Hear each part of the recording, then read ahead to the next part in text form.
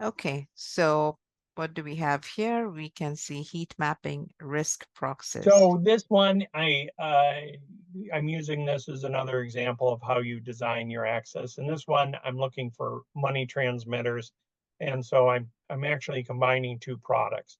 I'm looking at cash deposits, uh, and well, actually, on this one, this is our domestic U.S. respondent banks.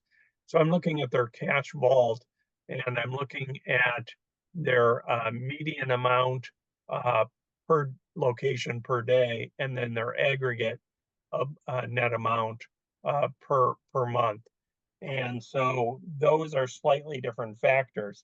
If I have a domestic U.S. respondent bank that's got a problematic bulk cash depositor, uh, or they could have a problematic bulk cash withdrawer too. Uh, this will do it because I'm picking up two variables on the cash. One is the median transaction amount, and the other is the monthly aggregate. And so when I get to the upper right hand corner, those are the ones that I'm most interested in. It could be an unknown MSB, could be, a marijuana distributor or something like that. And then the lower quadrant would be, your low value, low volume, low aggregate type stuff.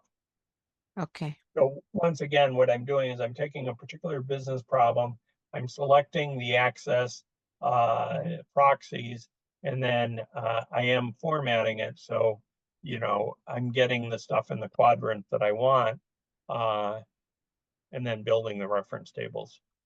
One right. good thing about it is once you get this established, you can generally redo it in less than an hour, and you have very few false positives. Right, exactly.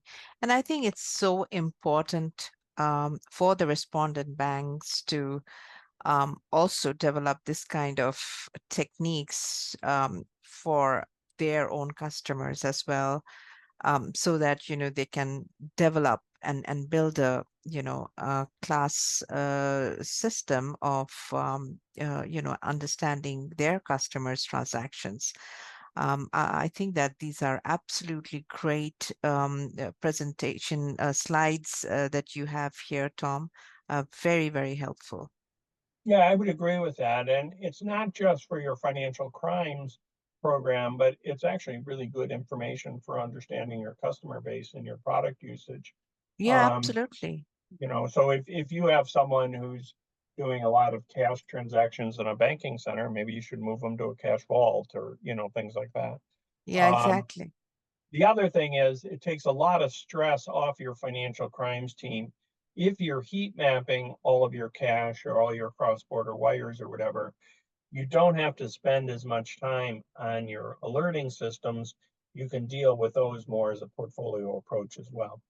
Right. And I think that uh, please correct me if I'm wrong, that I think that even for understanding the revenue potential of the customers, these screening or these analytical tools can always add so much value.